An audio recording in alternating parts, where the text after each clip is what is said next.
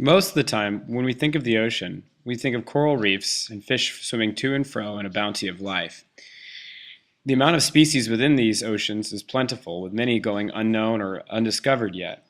However, humans are beginning to cause certain problems, causing many areas like coral reefs and aquatic estuaries to become bleak wastelands, where not a single organism can survive.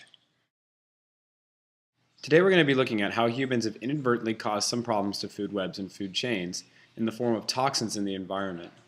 We're going to trace back how humans have caused some of these issues from just agricultural runoff and accidents. Let's look at it. Let's begin. Bioaccumulation. What are some ways humans interfere with food webs? Toxins. Humans create a variety of toxins and poisons through agriculture as well as factory runoff. This runoff is then put into waterways such as rivers and estuaries, which is then carried out to the ocean, where it can have effects that we may not be aware of. As you move up the food chain, less energy is available. Tertiary consumers must eat more primary consumers to get energy.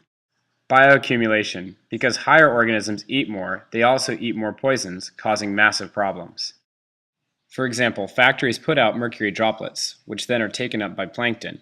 These are then eaten by larger and larger consumers, all the while gaining more and more mercury, until you get to the very top when the levels of mercury in the organisms are at a dangerous level.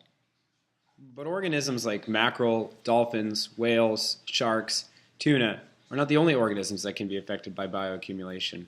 We ourselves can also be affected by the toxins that build up and are secretly being poisoned without even realizing it. Let's take a look. Take, for example, a small amount of mercury in phytoplankton. Larger fish eat more of the small plankton, causing more mercury buildup.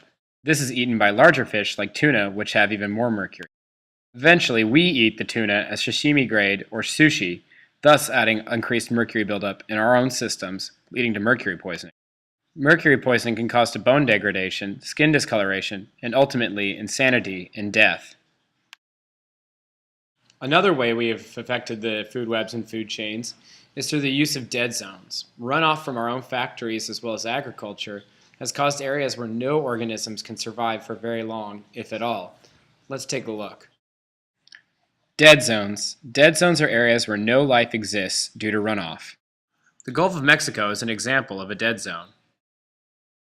The pollution comes from the Mississippi River, which acts as an agricultural hub for most of the Midwestern United States. The river drains into the Gulf, causing the dead zone. Normally, a healthy river outlet would be lush with life and greenery as well as fish swimming around. However, due to the agricultural runoff, it's now become a dead zone, where no organism can survive for very long without suffocating. For example, you see here a fish is swimming into the area and is now suffocating due to the lack of oxygen in the water. Fish then become bloated and become belly up, thus causing massive extinctions and leading ultimately to an area where no life can exist. Every year the dead zone spreads more and more, and was able to be identified from marked contrasts from healthy waters. Your question for tonight is a tricky one. Simply this: knowing that what you've seen with bioaccumulation and runoff, what would you hypothesize would be a way to take care of it? Keep in mind, you can't just tell industry to stop. We'd have to give up lots of the things that we enjoy and like to have. So what are some potential ways that you think we could work around it or find ways to capture the waste before it destroys the ecosystems? See you tomorrow.